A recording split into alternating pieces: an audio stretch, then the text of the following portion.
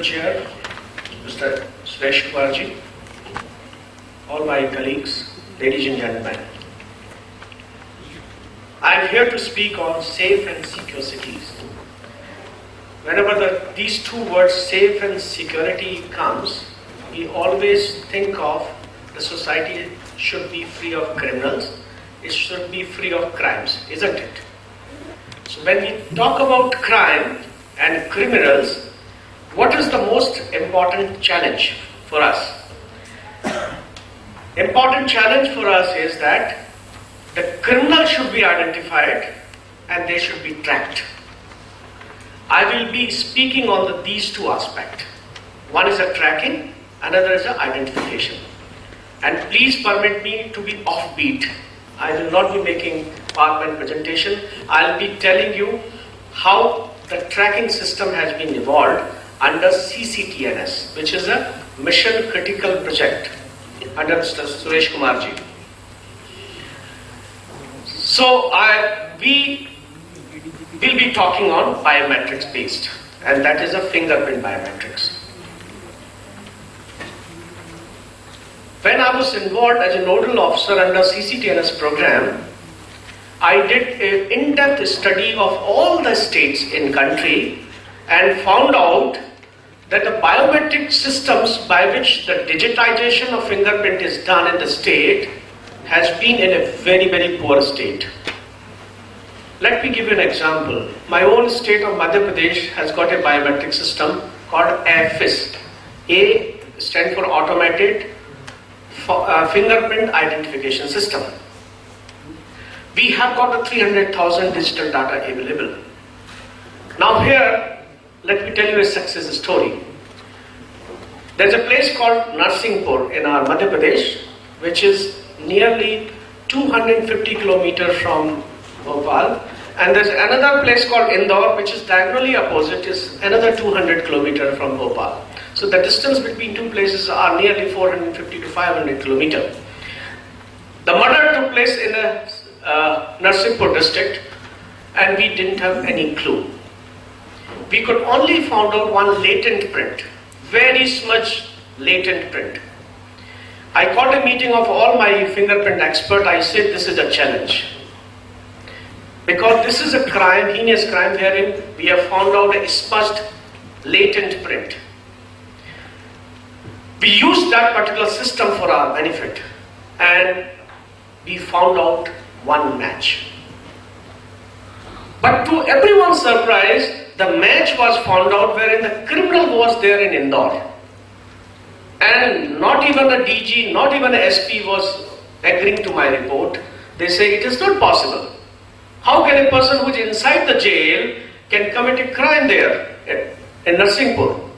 I say, please check it, this is my result. And the result has come from a device, a fingerprint identification system which is most authentic. Okay, so they agreed. The team was constituted and sent to Indore for interrogation. To our surprise, we found out that this person was left on parole for a good conduct, had gone to the village Narsinghpur, committed a crime and came back to the jail. And he confessed it. So this is what I am saying. What is the most important today is identification. And second is to tracking the criminals. Now this is a very small area which I have called about Madhya Pradesh. But when we talk about pan-India level, the challenge becomes a huge, huge task for me. On the basis of my study, we constituted a team, and Mr. Suresh Kumar ordered a team which is called as a TEC, and I was made a chairman for biometrics devices, and we did a study. We found out that still there are 12 states which do not have an FS system even today.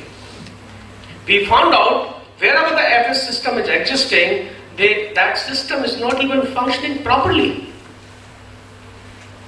State like Maharashtra, there is no handshaking between Pune and Mumbai. In Madhya Pradesh and Andhra Pradesh, there is not even a data transfer between two states having the same system. There are many, many flaws which I found out. These are the operational flaws. Then I studied what are the technological flaws. I found out the systems were having many technical flaws. Something like a sequence validation. What a sequence validation means, there has to be a sequence. It starts from thumb, goes from this finger, middle finger, or a small finger. That sequence has to be validated by the system. Even that system was not there, and it was not operatable. And when the fingerprint is there, the two fingerprints are not being matched because of the protocol conflict. It was a massive challenge to integrate all the states. Because unless we integrate the state, we cannot make safe India. So we did a fairly in-depth study. How we did the study? First is we found out all the challenges which are there before us as on date. Then we called all the leading vendors in country and outside also to come and let us know what is the technology they have and what system they have employed, even in FBI, even in Interpol. We studied all those systems and then juxtaposed, dovetailed these systems, and we came out a system which is called as a NAFIS today. NAFIS stands for National Automated Fingerprint Biometric System. That system will be coming to NCRB and we will be integrating the whole pan-India. So even the criminal which runs away from the southern can be tracked to the northern area in real-time basis. How we did that? We have given a fingerprint enrollment device called FED or a line scanner, whatever we can call it, to all the police stations. We have made a provision. And wherever the criminal is arrested, his fingerprint will be enrolled and seamlessly it will be transferred to all the states and the NCRB. So even if he is caught at some places, his complete background, his complete criminal record will be displayed to each and every police station. That's how we have envisaged of tracking the criminals in our country. And now the challenge is that okay, it looks very good by saying, but how do we go for a technology when all other states have got a different systems? Now coming to the question that we have to integrate all the states.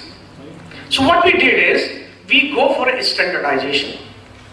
And we have followed the highest standard which is called as a NIST standard.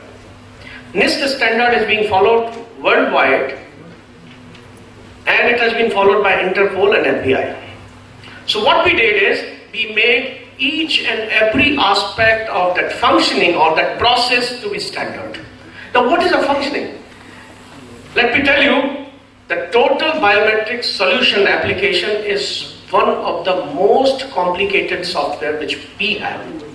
Most complicated application, because what fingerprint we see as a photo is a template. Well, unless we have a software by which we can extract, encode the minutiae, and that extraction of the minutiae is being decoded and studied for a matching. Unless we have got a matching algorithm of a very high standard, we cannot achieve the result. So what I did is, I followed the international system for encoding and matching algorithm both. And we made it mandatory that who have got a certification for encoding and matching algorithm will be allowed. And whoever has got a system in the state which is a bad, he has to convert that system to this standard. So all states are interlinked and my own system is of world-class system. Now this is basically a process. But unless you have a database, this will not be of any use. So there are two challenges which I had. One is the paper-based fingerprint. So when I did a study for the paper-based, I found out that the quality of the paper-based was very poor. At times it was very difficult to extract. So we did two things. One is backlog data conversion. Whatever best we have, we just permitted for a conversion, and we made it mandatory that now henceforth, once the system comes in place, we will have FET, devices at all police stations which will enroll the fingerprint having the digital quality, which will be the best of the quality, and they will be of the same standard. Whether you go to the police station in Indore or you go to the police station in Chennai, you will have the same quality standard of 500 ppi resolution. Now comes to the conflict of protocols. The conflict of protocol, how we have resolved? What we did is, we studied the NIST format and we picked up the field which under the CCTNS is required for our database. And we made it a mandatory for all the state to have a demographic detail under this format.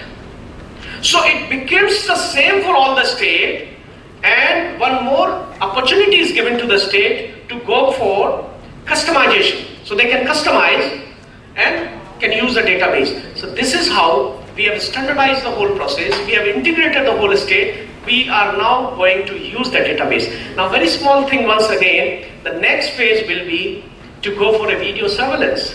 But video surveillance, we will be adding one more feature which I would like to note to this August gathering, that we will be going to the facial recognition system also, by which even if an object is moving, we will also select the target and identify whether he's a terrorist or not. Thank you very much.